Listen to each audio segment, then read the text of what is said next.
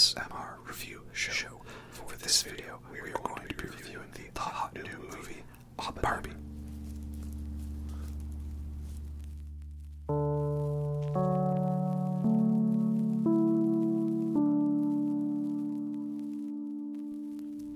Alright, I know why you're here. You're here to listen to me talk about Barbie. Alright, I know why you're here. You're here to listen to me talk about Oppenheimer. For today's video, we're drinking a LaCroix, or LaCroix, however you say it. For today's video, we're drinking a Manhattan, like the Manhattan Project. But this is a very poor attempt, my pathetic attempt at a Manhattan. Because I didn't really have the real Manhattan ingredients you're supposed to use, like rye. I had bourbon. You're supposed to use sweet vermouth. I had dry vermouth. But I did have the bitters. Yeah, and I'm not the one that normally makes the martini-style shaken drinks. So, it's not that good. But we did it for the entertainment purposes of the video. And I decided I would wear my Slipknot shirt because Slipknot is girly pop. And I decided I would wear my Megadeth shirt because Megadeth has the album Rust in Peace, about nuclear annihilation and warheads and all that. And, I think of the book in Doctor Strangelove, World Targets in Megadeths, right? I could have worn my Iron Maiden shirt because Iron Maiden has the song 2 Minutes to Midnight about the imminent threat of nuclear destruction, but I did already wear the Iron Maiden shirt for the Christopher Nolan video, I'm sure, because of Aces High, because Iron Maiden has so many songs you can relate to everything. But I did wear my World War II hat, my fighter pilot hat, because Cillian Murphy wears lots of very tasty hats in the movie. He's got such good swagger to him, and so I should wear my own hat.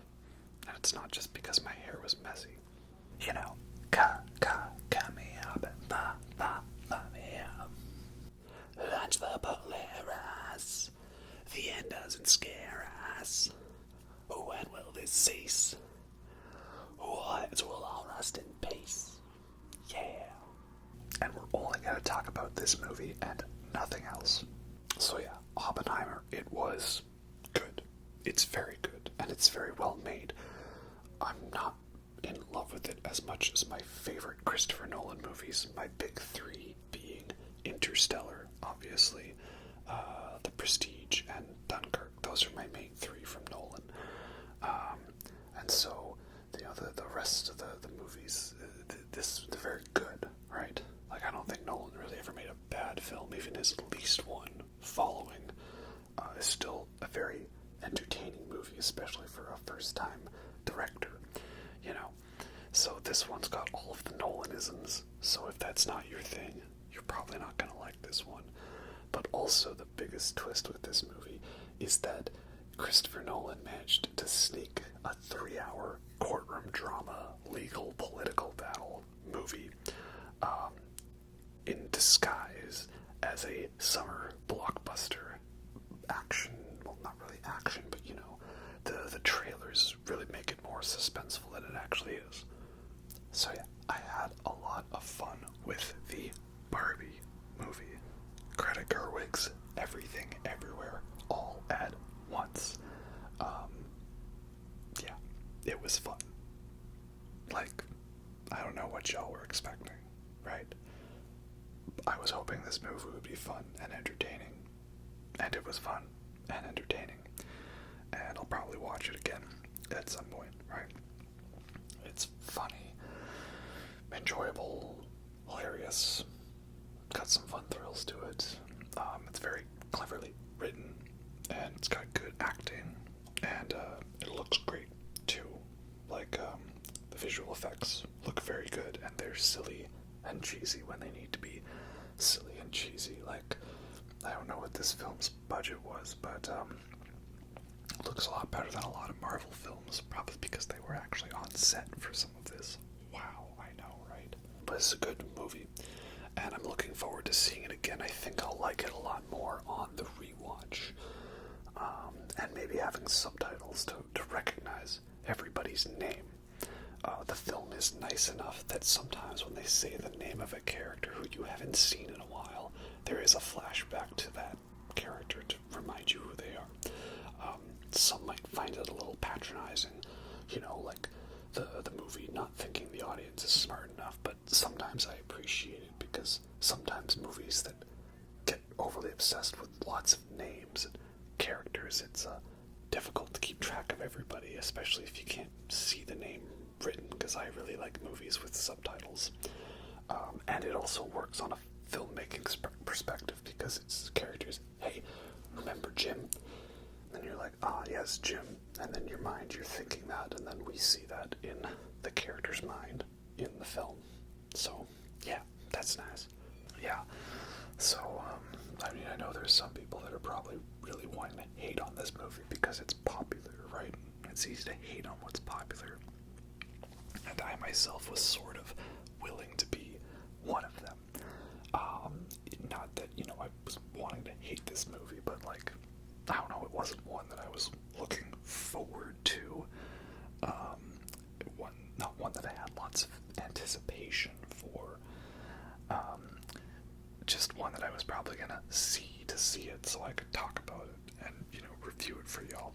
Because I actually watch movies before I review them.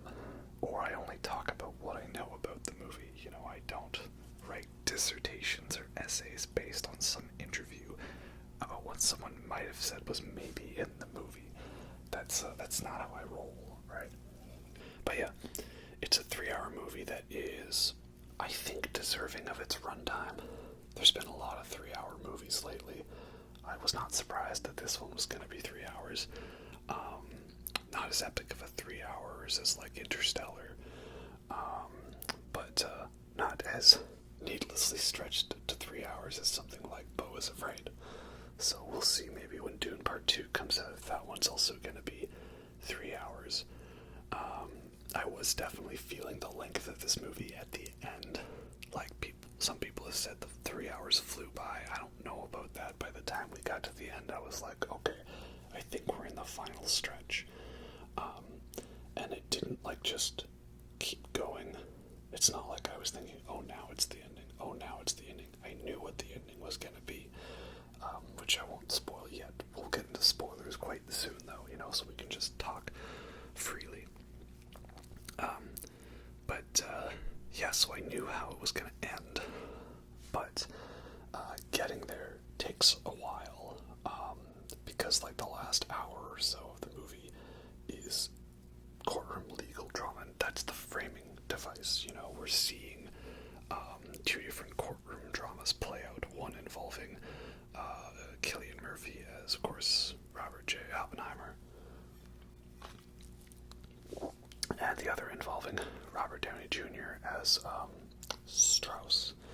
I forget his first name again. Not the best with names, but he's great in this movie. Best supporting actor for sure. All right. It's fun to see him do a role that's not, just Iron Man, right? Because he kind of has been playing that same character for most of the movies for over 10 years now. So it's nice to see him get a break out of the mold. But some people are into that. But that's not how I roll. So I knew I was going to see this movie, and I hoped it would be good, but I did not think it was going to be the cinematic masterpiece that lots of people were saying it was going to be. And even from the trailers, it didn't look that great to me.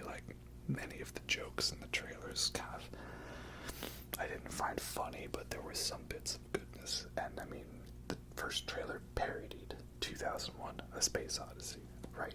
If you're gonna make the greatest movie of all time, well, you may as well pay homage to the actual greatest movie of all time. So that is good. But yeah, I wasn't really digging it. And then they put that Make Your Own Music song in the trailer, which to me just reeked of trend following, right? Because that song was trending because everyone was doing the Nick Cage, Pedro Pascal, Unbearable Weight of Massive Talent memes, which are funny. They're great. But You know what I mean? Right. So I didn't really dig that. And people were saying like, oh, they only put like the first 15 minutes of the movie in the trailer, and we have no idea what the plot's going to be, and it's going to go to insane, metaphysical, existential, philosophical concepts, and a total breakdown of what it means to exist. And you know what? It actually sort of did that. Not nearly to the extent I think some people were hyping it up. Like, this was not a perfect movie, but I enjoyed it. I had fun with it. Could it have gone even way more into the concept? Well, absolutely. Most movies can, right? Like, the 5 out of 5 movies are the ones I think that do the concept to the way I want it, and this one's like about 4 out of 5. For me, it did the concept quite well, but it could have done more to it. Yeah. This is the spoiler-free section, but we're probably gonna get into spoilers, so I can just rant.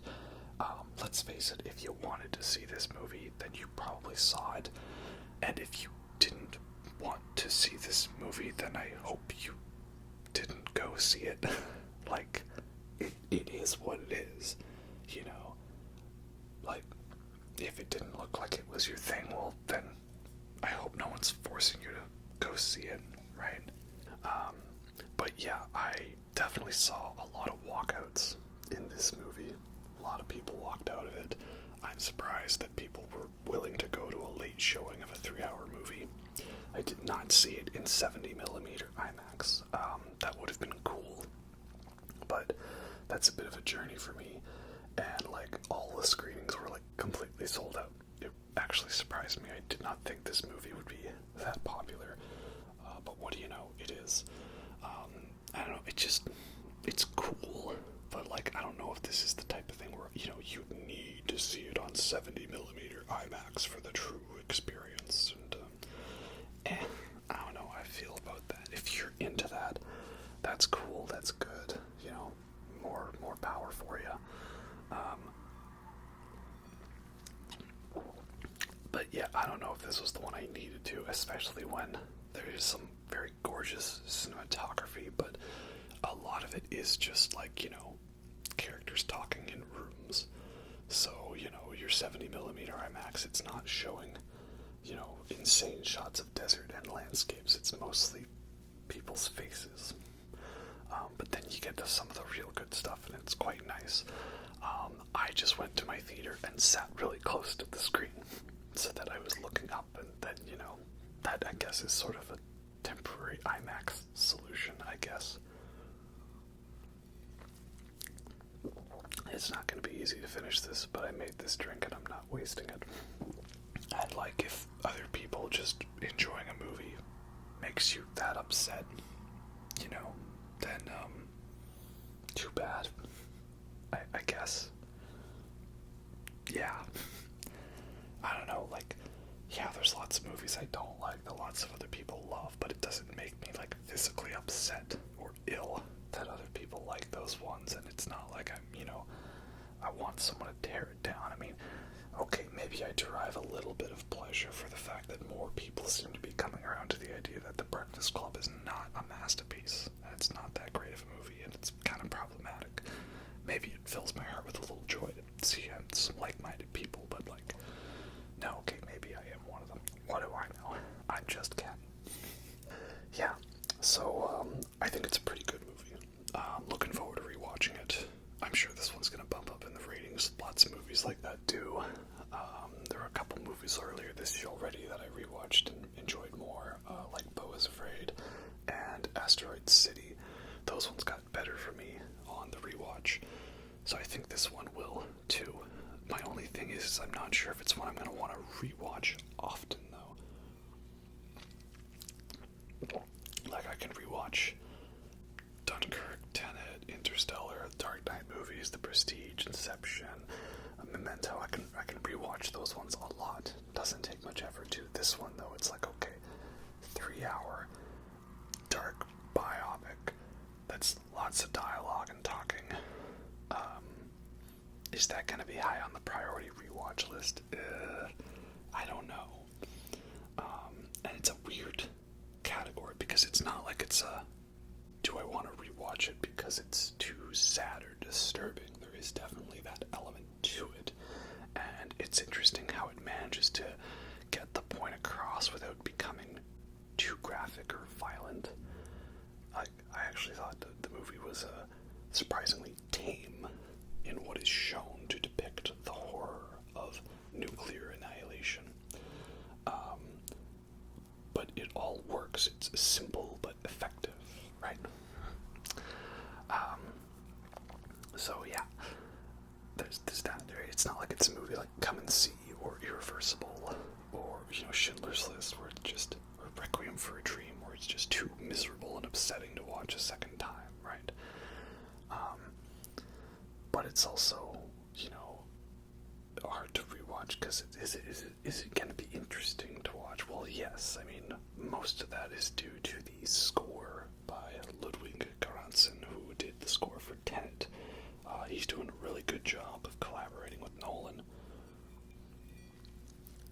I'm sure there's a lot of people still upset that it's not Hans Zimmer again, because they have not done anything since Dunkirk, and of course Hans Zimmer makes the best Nolan scores. But yeah, I think the score for Tenet was very good and underrated. I think people just dissed on it because it was too loud.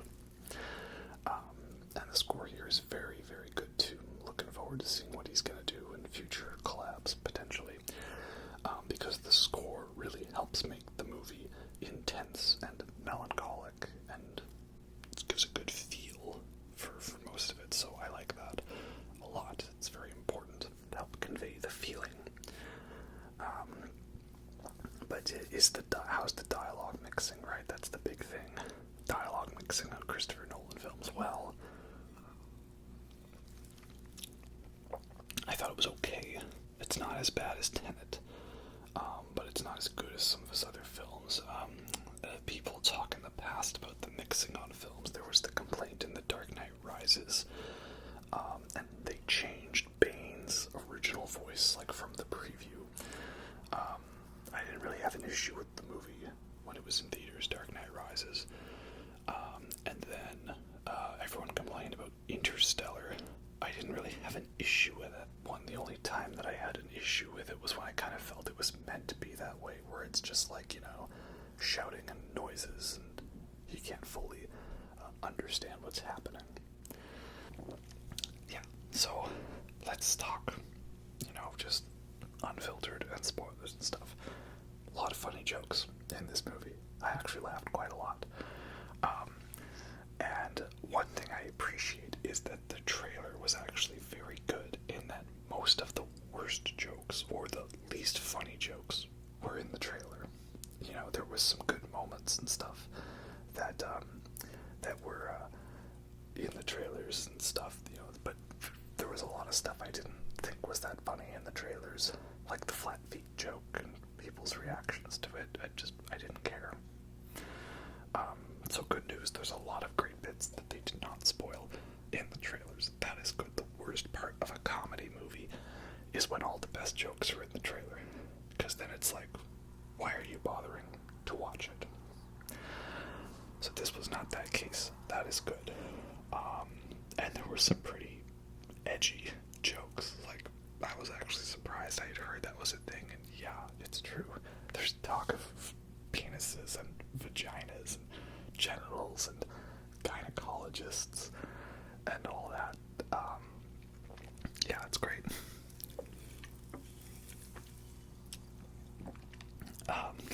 And lots of dark existential humor and stuff. Maybe I am Ken, but also I'm literally Barbie, because this is great. Y'all think about dying? Me. Literally me. Yeah, that was good. And Will Ferrell gets to be an over-the-top business guy, just like the Lego movie. That's perfect casting. Did I like him better in a Lego movie? Yes. Was he maybe a little too much in this movie? Yes. But it was a fun, red herring character that we thought he was going to be the bad guy, but it was Ken, but he's not really the bad guy, right? there's gonna be a lot of people mad at this movie about the gender politics and identity and all that, and I already knew people were mad at the movie for woke ideology, and there'll be even more essays on this movie when people actually see it, right? But for the most part, I liked how it handled that. I mean, I think the nice takeaway from that is that it's not like any of the Kens are really bad guys. They just get seduced by this, sort of childlike wonderment at the idea of the patriarchy, and they think it's this like the greatest thing ever. And that leads to them doing some things they end up regretting and realize is not really the proper solution to their problems. And their quest for that ends up hurting a lot of people along the way in ways that they didn't realize or consider. So, yeah, that was good. I like that. That's a good takeaway from it. It's just, hey man, you don't have to try to impress anyone or, conform to a certain standard. You can just be yourself. That's, a good message, because I like being myself, because I went to the Barbie movie wearing a Slipknot shirt and leather bell bottoms. They were on clearance at American Eagle and they had my size, and they are women's leather pants. Yes, you heard that right. I wear women's leather pants. Why? Because I like the very sleek, sexy look of women's leather pants. But they don't make those in men's size, right? They don't make those in a man's style. So I just get a larger size of women's leather pants, and that's what I do. And I had leather bell bottoms. Yes, you heard it. Or like flared pant, like whatever the style is. Do I look like a guy that knows much about style? No, I don't. Then there was Dunkirk, which I didn't really have an issue with. It was more of some of the accents, right, than the actual mix itself. Just some of the British accents say something real fast, like Grenadiers, mate. Right? What? Grenadiers, mate. Oh, Grenadiers, mate. Yeah, okay, I got you now, yeah. So I didn't really have an issue with that. It was Tenet that everyone talked about. That was kind of the real big offender. Which I agree with on that. And having a bit where it's like, a guy talks backwards and we hear the forward audio played at the same time he's talking backwards with a mask covering him and loud music and yelling. Yeah, that was not the greatest choice, but that's okay. We've got subtitles. That's why I like the movies with subtitles. So this one was like better than Tenet, but I still had a couple issues with it where I was kind of like, yeah, wait, what? But I was still able to follow along. For the most part, you're just there for the ride. And it's a pretty good ride. It manages to make calculations in quantum physics entertaining and interesting. It manages to keep the focus on the characters, not get too big and too wide. It doesn't really feel like there's a lot of filler. Like everything needs to be there. It does make it a long film, and it does mean that last hour where we're basically just dragging, okay, and now can you give your testimony to the court, and now can you give your testimony to the court, right? It does get a little lengthy, right? To the point of where I was almost checking my watch, almost. So we'll see how well that holds up on the rewatch. If I'm ever unsure about a movie opinion, I like to, start low and then raise it over time, right? Rather than start overly high and potentially have to drop it down, right? Because then you can say it got better over time, not worse. Yeah, okay, so we're probably getting into spoilers, of course, but the atomic bomb scene, glorious indeed. Such great build-up to that sequence and very well shot. There's a lot made about how there's zero CGI in this movie, and it's all practical, and that's good. I'm not a CG hater. I don't like when that gets thrown around too much. Just because your movie has practical effects doesn't automatically make it good. Much in the same way that if your movie has CG, it doesn't make it bad, right? Like, there was a lot thrown around about Mad Max Fury Road being all practical, but there is so much CG in that movie. It's just done in a good way. It's good CG, and it's well filmed and well shot, and very lovely color graded to that awesome orange, blue and orange, right? So, yeah, CG is not the problem. It's bad direction and bad filmmaking is the problem, right?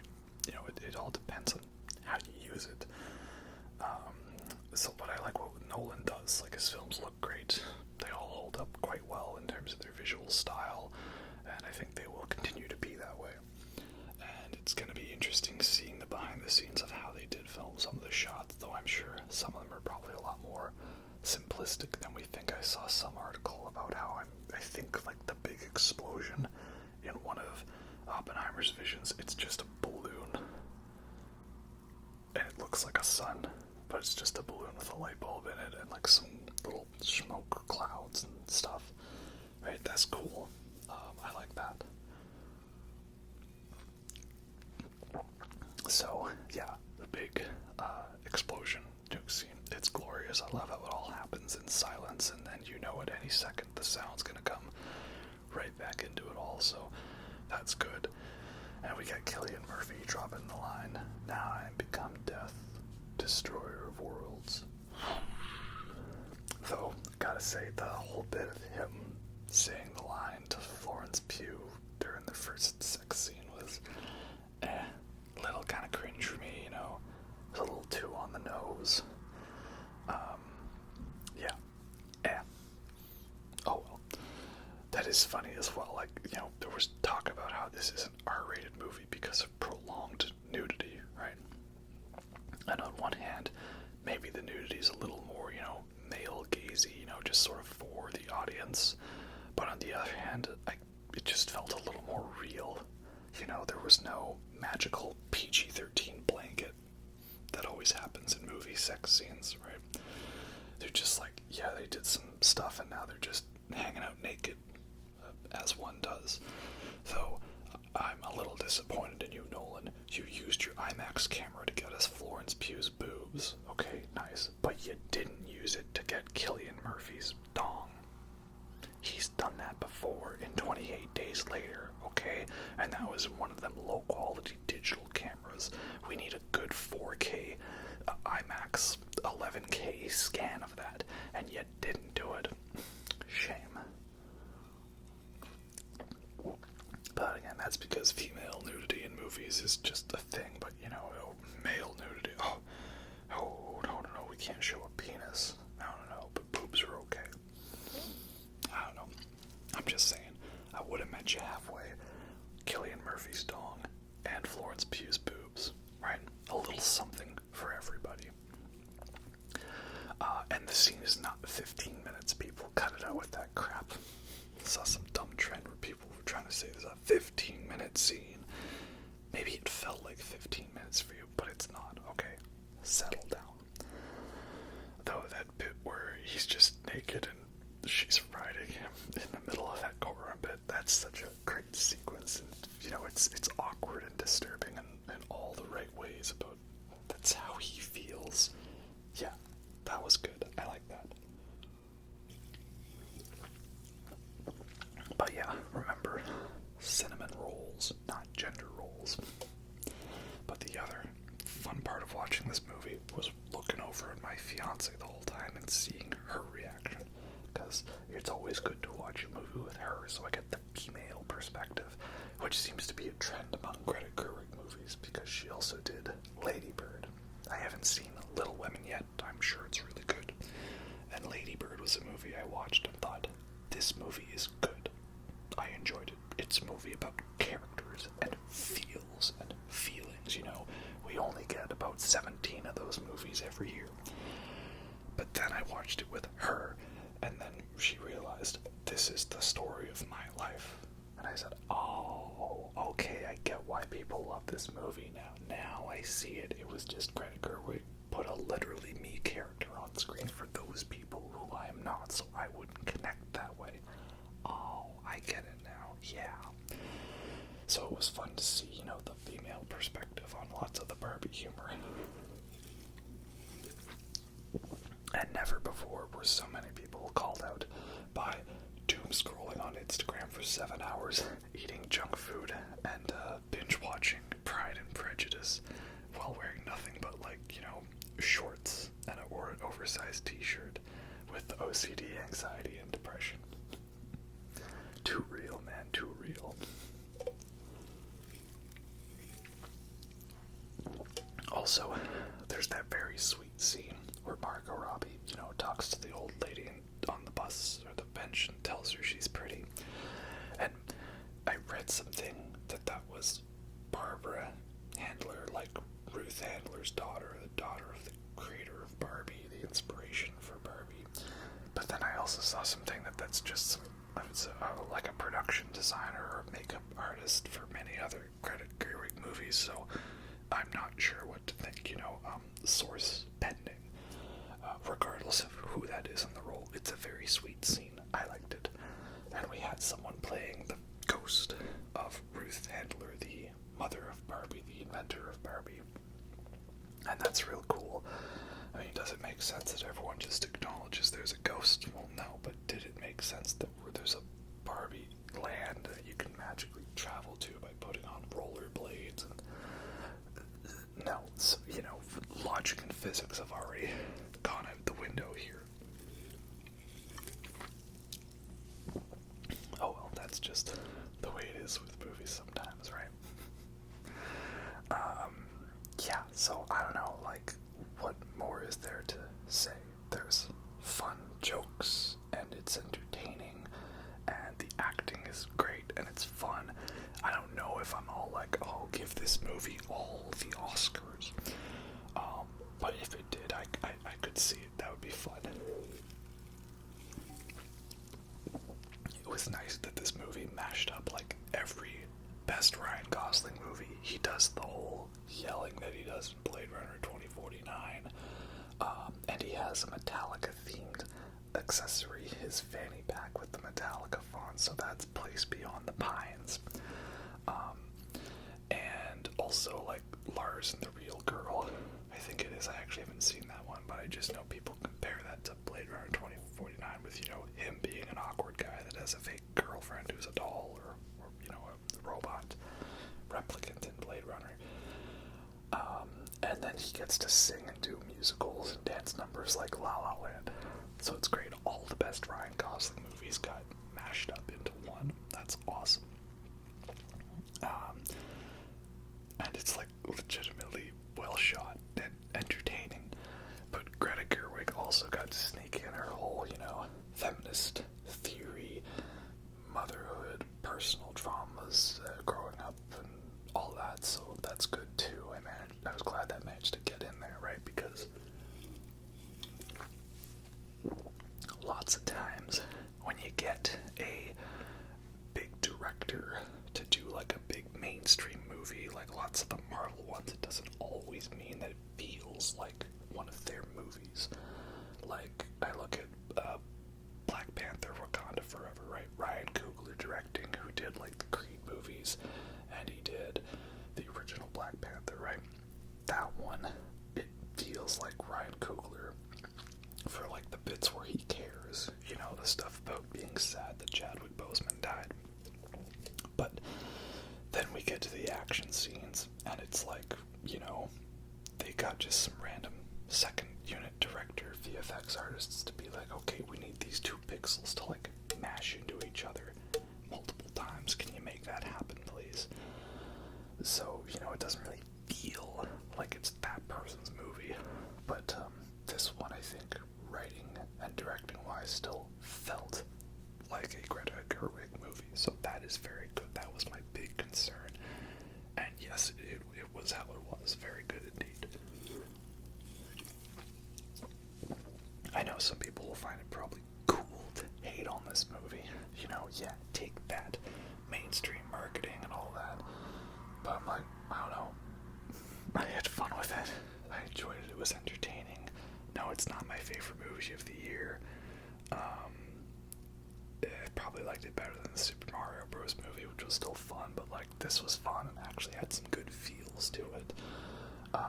As that's why I made the joke, Greta Gerwig's Everything Everywhere All at Once. Fun adventure that gets real deep and philosophical and makes you feel things, now show me on the Barbie doll where it got you in the feels, right?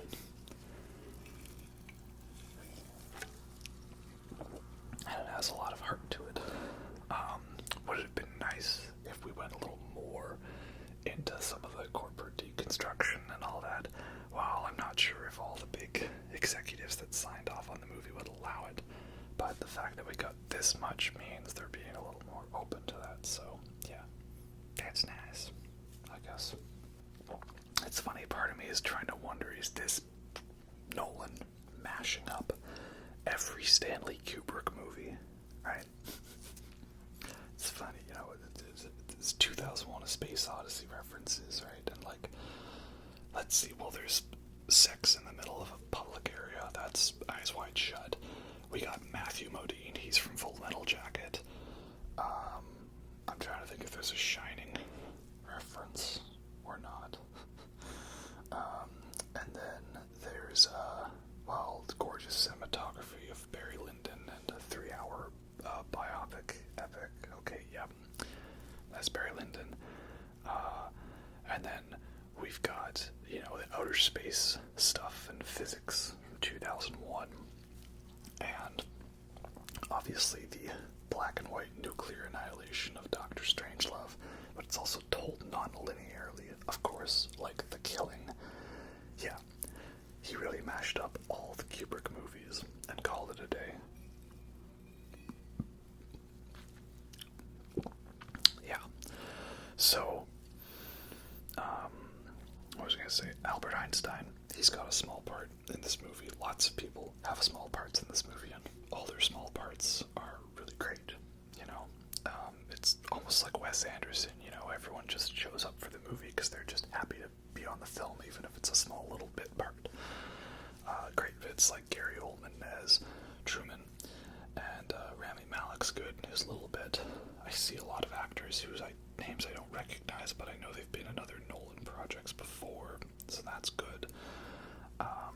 David Dashmalchian, I forget your last name, but he's always good at playing a good creepy guy, and he does a good job here. Dean DeHaan's always great. I think he's underrated.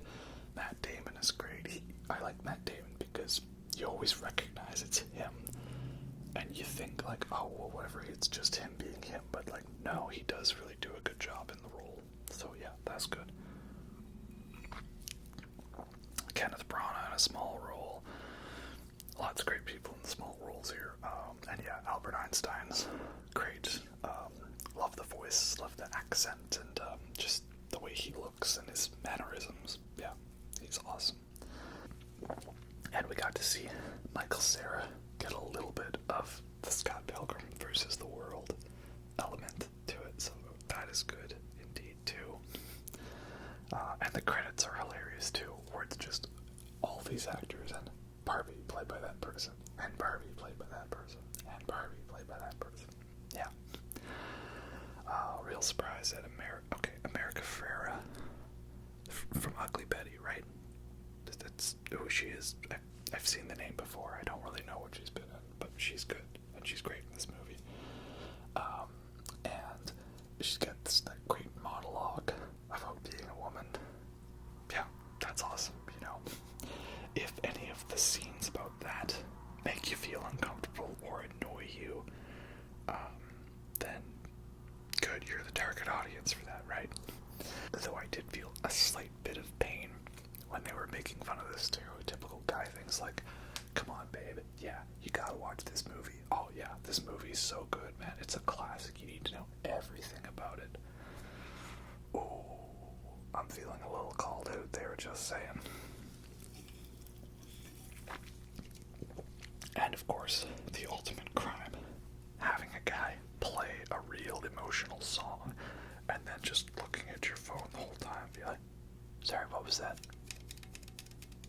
I was busy doing other things. So yeah, I felt that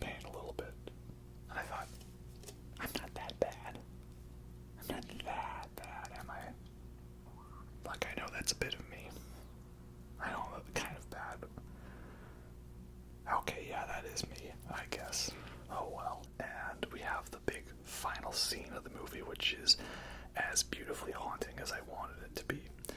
From the moment that it was set up that they had a conversation that we didn't witness, I wanted to see what it was, and I was hoping that's going to be the end of the movie. And I was also hoping that the long shot of him, like, with the despair in his eyes, was going to be the last shot of the movie in all the right ways, and it was. So yeah, that's a good way of ending it. Very haunting indeed, giving me some kind of Metal Gear Solid 5 vibes about the anti-nuclear message. And once again, it is a reminder that I need to watch the movie Threads from 1984. People say Threads and they think that new social media thing that I will have no part in. But no, I'm going to think this horrible British movie, I believe it is, about nuclear annihilation and stuff. Yeah, good, fun times. So yeah, it's a very good movie overall. Well done, well shot. Atomic bomb sequence is great. Looks good, but I'm not too into the hype about the whole zero CG and 70mm IMAX for the true experience, right? Like, I don't know. But it's nice to, watch a film that feels like a film and not, an algorithmic base of ideas and stuff. Yeah. That makes sense. I don't know. So I like it, but I'm not, like, too insane into the hype for all these things. I don't think you need to see it in 70mm IMAX. But if you want to, then go ahead. Who am I to stop you? I had a good time with just a regular theater. So, yeah, that's how I feel. Like, I'm going to give you my honest opinion. I'm not going to sugarcoat. I'm going to tell you how I felt. And how I felt was I had fun with this movie, okay? I liked it. If that makes me a corporate shill, then so be it. I didn't get paid to say any of these things. That'd be very nice if I did. And yeah, I'm not hating on it because it's Barbie and popular. Like, I liked it. It was funny. What more do you want me to say?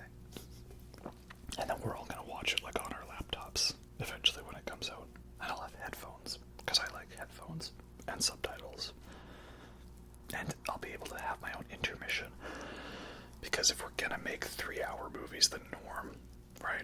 Like every movie has to be 3 hours, right? Even Batman. Maybe Deadpool will be 3 hours. I don't know. If we're gonna make that the norm, bring back intermissions. Please, please. Every time I see 2001 in a theater and there's an intermission, it's awesome. You gotta stand up, have a little stretch. It's great. I love it. Though I kept waiting for that atomic bomb to go off in this movie that I heard so much about, and I don't know, that never happened. And it never was filmed in black and white. That was just very odd. I enjoyed it, and I had a good time. I can't really think of any other movie that would be fun to see this weekend, but I'm sure there's something. I can't really think of any other movie this weekend that would be fun to see, but I'm sure there's some. Anyway, hope you enjoyed that. And I'll catch you next time. Have a good night.